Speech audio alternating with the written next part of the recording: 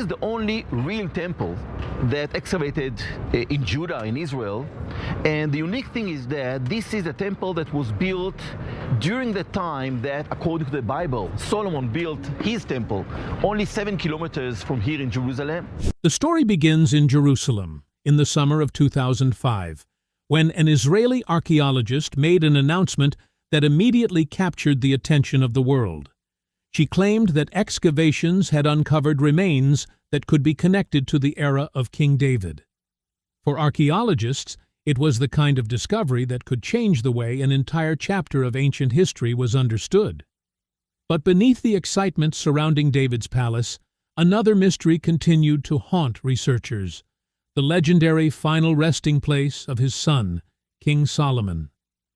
For centuries, explorers had searched for Solomon's tomb, following ancient traditions, forgotten clues, and rumors buried beneath the landscape of Jerusalem. Some believed his final resting place had been lost forever. Others suspected that it might still be hidden somewhere beneath the ancient city, waiting for someone to uncover it.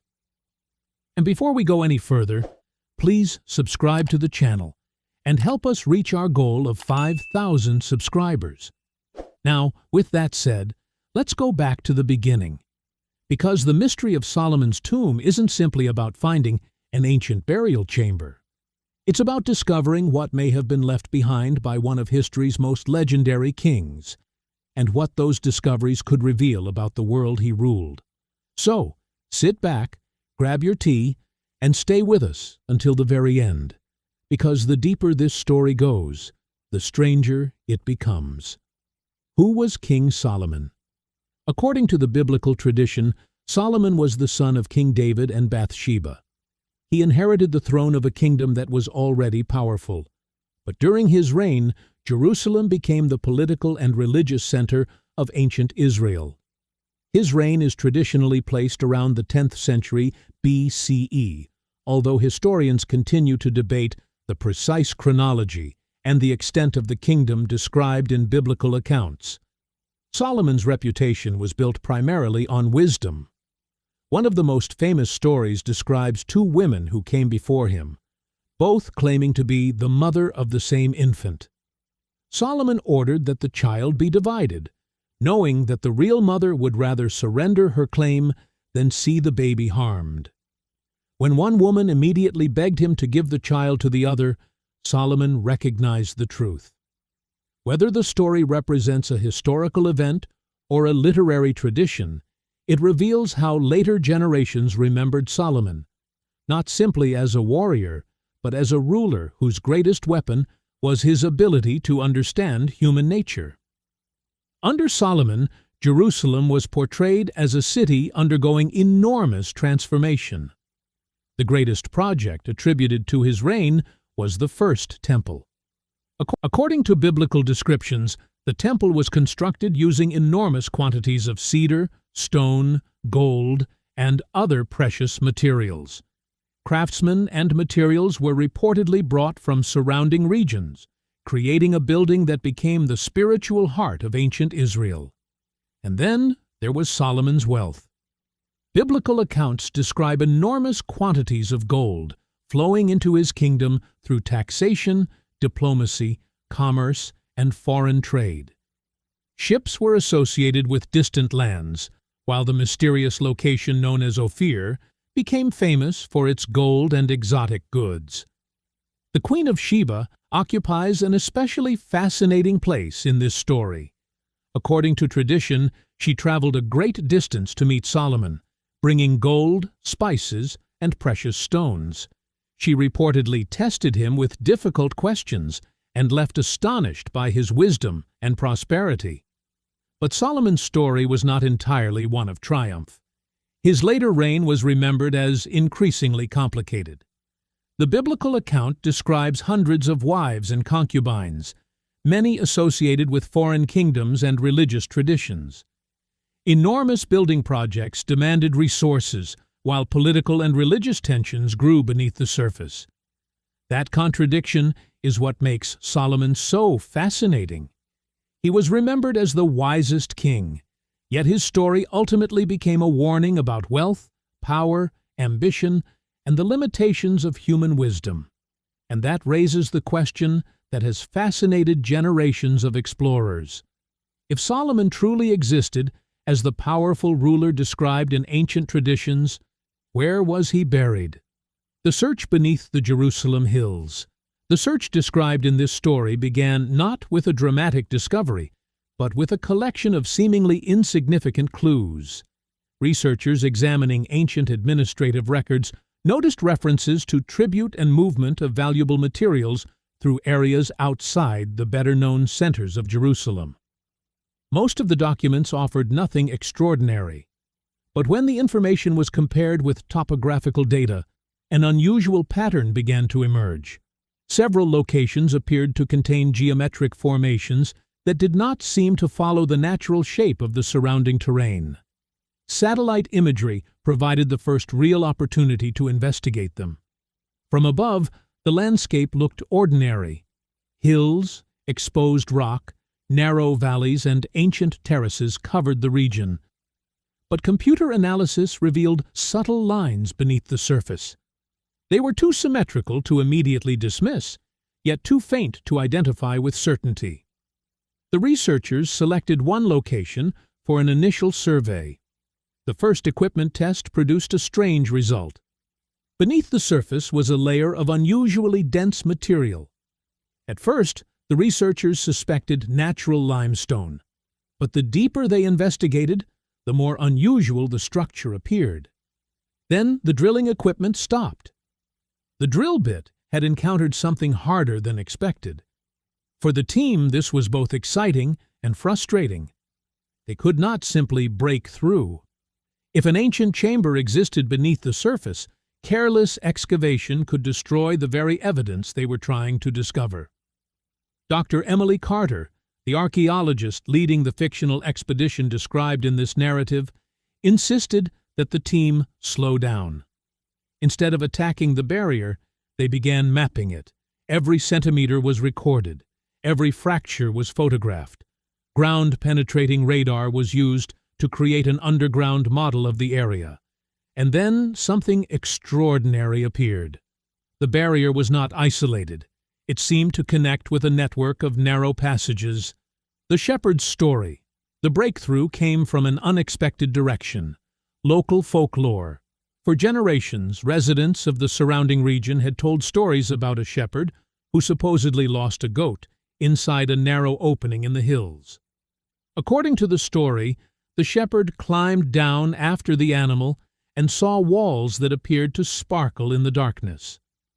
Most archaeologists would have treated such a story cautiously, but Dr. Carter noticed one detail. The description of the underground walls was remarkably similar to ancient descriptions of royal architecture decorated with polished stone and metal. The team returned to the location. They searched the surrounding terrain for signs that earlier generations might have missed. Nothing appeared obvious. Then nature intervened. A powerful rainstorm swept across the hills. Water rushed down the slopes, carrying soil and debris with it. When the storm finally passed, one section of the hillside looked different. A shallow depression had appeared. Water was flowing around it rather than through it. The researchers immediately returned with their instruments. The radar produced an image that made the entire team fall silent. Beneath the depression was an empty space. Then another, and another. The underground structure appeared to contain multiple chambers connected by narrow corridors. The possibility of a tomb suddenly became much more serious. But if this really was an ancient royal burial complex, why had nobody found it before? The answer appeared to be hidden in the architecture itself. A tomb designed to defeat thieves. The deeper the researchers looked, the more they realized that the structure seemed designed to discourage intruders. Several corridors ended abruptly. Others appeared to lead toward chambers that were completely inaccessible. Some passages contained unstable stonework that looked as though it could collapse under pressure. It was almost as if the architects had designed the tomb as a puzzle. The team began constructing a three-dimensional model of the entire underground complex. Every newly discovered passage was added to the digital map. Then, artificial intelligence was used to compare the geometry of the structure. The software identified something the human researchers had not noticed. Several corridors followed repeating mathematical patterns. Distances between chambers appeared to correspond to recurring measurements. Doorways were aligned with unusual precision. It raised a tantalizing possibility. The layout itself might have been designed according to a hidden system. For the archaeologists, this transformed the excavation. They were no longer simply searching for a burial chamber. They were trying to understand the mind of the people who built it. 3 months beneath the earth. The excavation continued for nearly 3 months. Progress was painfully slow. The team removed soil layer by layer, carefully documenting everything before moving deeper. Ancient dust was collected for laboratory analysis. Fragments of pottery were photographed and catalogued. Tiny pieces of charcoal were preserved for possible dating. Every object mattered. One careless movement could destroy evidence that had survived for thousands of years. Then the team encountered another barrier. This one was different. It was a carefully constructed stone wall with no obvious entrance. At first, researchers believed it might simply be a collapsed section. But when the surrounding area was scanned, the wall appeared to have been deliberately positioned. Behind it was another empty chamber. The discovery created a new problem. How could they reach it without damaging the structure? The expedition was already running out of money. Equipment had to be repaired. Conservation specialists needed to be brought in. Additional scanning required more time and resources. For a moment, the entire project appeared to be coming to an end. Then came another discovery. Buried beneath a layer of compacted soil, the researchers found a small golden seal.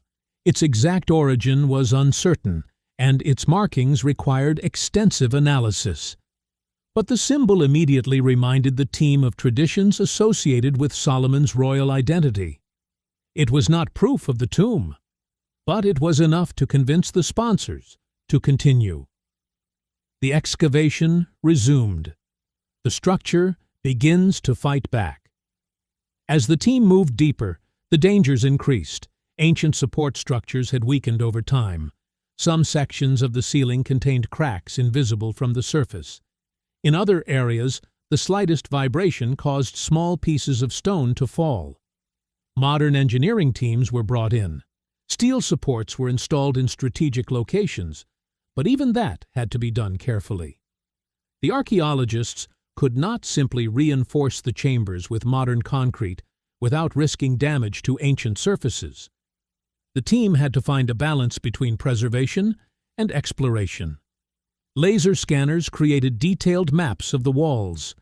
High-resolution cameras recorded inscriptions. Environmental sensors measured temperature, humidity, carbon dioxide, and oxygen levels. And every night, the researchers reviewed the day's discoveries. Slowly, the underground map began to reveal itself. There was an outer passage, then a series of smaller chambers, then a central corridor. And beyond that corridor was a section that appeared to have been intentionally sealed. The researchers began calling it the inner chamber. Nobody knew what was behind it, but everyone understood that this was the moment the expedition had been waiting for. The earthquake.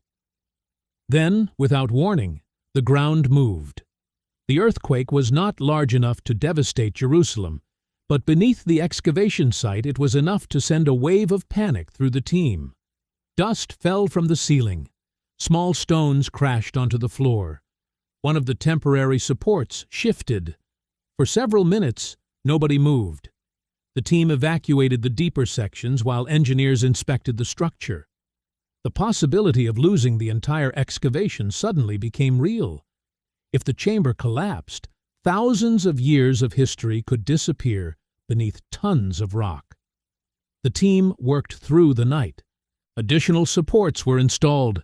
Sensors were placed throughout the passageways. Engineers monitored every movement of the structure. By morning, the site was considered stable enough to continue. But the earthquake had changed everything. The researchers now knew that they had only one chance. Whatever waited behind the final barrier had to be approached with extreme caution. And according to the story, that was when the team finally encountered the ancient security system. The entrance to the inner chamber was not an ordinary doorway. There was no handle, no visible hinge, no obvious keyhole. Instead, the stone surface contained a series of small depressions arranged in a strange geometric pattern. Dr. Carter ran her hand across the surface. The pattern looked almost mathematical. The researchers scanned the entire door and reconstructed it digitally. The resulting image revealed something astonishing. The stone was connected to a hidden mechanism: counterweights, pressure points, narrow shafts, and a series of concealed chambers positioned behind the doorway. The tomb had been designed not merely to hide something, but to protect it. The team realized that forcing the door open could destroy whatever was waiting beyond it. So they stopped. For the first time in thousands of years, the ancient mechanism had become a conversation between two civilizations. The builders had left a puzzle, and the archaeologists had to solve it. The next question was simple. Could modern science understand the ancient engineering well enough to open the door without destroying what lay behind it? That answer would determine whether the greatest secret of Solomon's tomb would finally see the light of day, or remain buried beneath Jerusalem for another 1,000 years. How archaeologists gained access. After 5,000 years, the sealed entrance to King Solomon's tomb stood before the team like an ancient puzzle box waiting to be solved. Dr. Emily Carter faced the massive stone door with a mixture of reverence and determination. For generations, archaeologists had dreamed of standing at this exact moment. Now, the dream had become a dangerous reality. The team knew that one wrong move could destroy priceless historical evidence that had survived beneath the earth for thousands of years. Modern technology met ancient ingenuity as the archaeologists deployed ground-penetrating radar to map the tomb's entrance mechanism. The scanner slowly revealed structures hidden behind the massive stone slab. Like solving a Rubik's Cube in the dark, the researchers began piecing together a complicated locking system designed by ancient engineers. The radar revealed an intricate network of counterweights, narrow shafts, hidden chambers, and pressure mechanisms that appeared to work together as a single system. The breakthrough came when Dr. Hughes noticed peculiar wear patterns on the door's surface. At first, they looked like ordinary scratches caused by centuries of erosion. But when the team enhanced the images, they discovered that the marks formed deliberate patterns. The researchers compared them with descriptions from ancient texts about Solomon's legendary fascination with numbers, geometry, and riddles. Slowly, a theory emerged. The entrance might operate according to a numerical sequence based on the ancient Hebrew calendar. Working alongside specialists in ancient engineering, the team reconstructed the mechanism inside a digital simulation before touching the real door. Using 3D modeling, they identified 7 distinct pressure points that needed to be activated in a precise order. Each point appeared to correspond to a significant number associated with Solomon's life and reign. The discovery changed the atmosphere inside the chamber. What had initially looked like a solid stone door was actually a sophisticated mechanical puzzle. The actual opening process took 3 painstaking days. The team used specially designed tools to apply precise amounts of pressure to each point. Every movement was measured and recorded. Researchers worked in shifts, documenting even the smallest change in the stone. The chamber remained almost completely silent, except for the occasional click of ancient mechanisms responding to modern hands. With every successful movement, the tension inside the team increased. On the final day, they faced their biggest challenge: The last mechanism required the simultaneous activation of 3 pressure points. According to the team's reconstruction, a mistake could trigger a cascade of stones designed to block the entrance permanently. Dr. Carter led this crucial phase. Her hands remained steady, but everyone around her understood what was at stake. One wrong movement could erase the very evidence they had spent months trying to uncover. Then came the moment they had been waiting for. A deep grinding sound echoed through the chamber. Ancient gears, silent for thousands of years, began moving again. The massive stone door slowly shifted inside its frame. Nobody spoke. The archaeologists watched as a narrow gap appeared between the stones. For the first time in countless generations, light entered a space that had been completely sealed from the outside world. A rush of cold, stale air escaped through the opening. The team immediately stepped back. Conservation specialists moved forward with monitoring equipment, checking oxygen levels, humidity, temperature, and traces of potentially harmful gases. They knew that exposing a sealed ancient environment to modern air could accelerate the destruction of fragile organic materials, pigments, textiles, and other artifacts. Specialized lighting was installed to reduce damage to anything that might be sensitive to heat or intense illumination. But then something unexpected appeared. Beyond the first doorway stood another door. This one was smaller, but its surface was covered with inscriptions unlike anything the team had previously encountered. The symbols appeared to form a combination of text and geometric markings. It was almost as if the builders had anticipated that someone might eventually reach this point and had left one final challenge. The researchers now had an advantage. They had already learned how the first mechanism worked. The knowledge gained from opening the outer door became the key to understanding the second.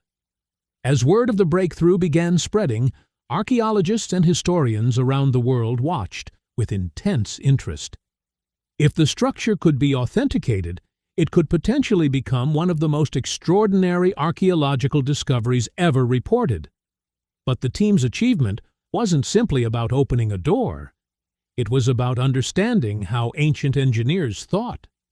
They had managed to bridge thousands of years between modern technology and an ancient mechanical system. As Dr. Carter reportedly summarized the philosophy behind their approach, "We didn't just break in. We learned to think like the builders." As the dust settled around the newly opened entrance, the team prepared for their first look inside. Nobody knew what waited beyond the second doorway. Gold? Royal artifacts? Ancient writings? Or perhaps something that could completely change what historians believed about Solomon's reign? The answer was only a few steps away. What did they see upon opening the tomb? The heavy stone door creaked open like an ancient whisper, releasing a rush of stale air into the modern world. Dr. Emily Carter raised her flashlight and slowly moved the beam across the darkness. For a few seconds, nothing happened. Then the light struck something that reflected back. Gold. The entire team froze. The beam moved farther across the chamber, revealing more metallic surfaces hidden beneath centuries of dust. What had initially appeared to be scattered stones began to take shape as ceremonial objects, vessels, ornaments, and royal furnishings. The chamber stretched farther than they had expected. The walls appeared unusually well preserved, decorated with elaborate murals depicting scenes associated with Solomon's legendary wisdom and royal court. The colors were surprisingly vivid beneath the protective darkness. The archaeologists stood motionless, their modern equipment looking completely out of place against the ancient surroundings. At the center of the chamber stood what appeared to be a massive ceremonial throne. Its armrests were carved in the shape of roaring lions. Precious stones were embedded throughout its surface, catching the flashlight beams and producing flashes of red, blue, and green. The design immediately reminded Dr. Hughes of biblical descriptions of Solomon's throne, which famously included steps and lions. Whether the object was truly connected to Solomon remained something the researchers would have to prove. But the resemblance was impossible to ignore. The team moved closer. Every surface was photographed. Every object was assigned a temporary identification number. Nothing was touched without documentation. Around the chamber stood several seven-branched menorahs. Their golden surfaces appeared remarkably well preserved. Nearby were incense burners containing traces of ancient aromatic substances, apparently left behind after ceremonies that had taken place thousands of years earlier. Then the team discovered something far more personal. On a small stone table rested a ring. The object appeared to be made of gold and carried an unusual symbol on its surface. Some researchers immediately connected the design with later traditions surrounding Solomon's royal seal. But before making any claims, the team carefully photographed the object in place and prepared it for laboratory analysis. Nearby were sealed containers holding fragile scrolls.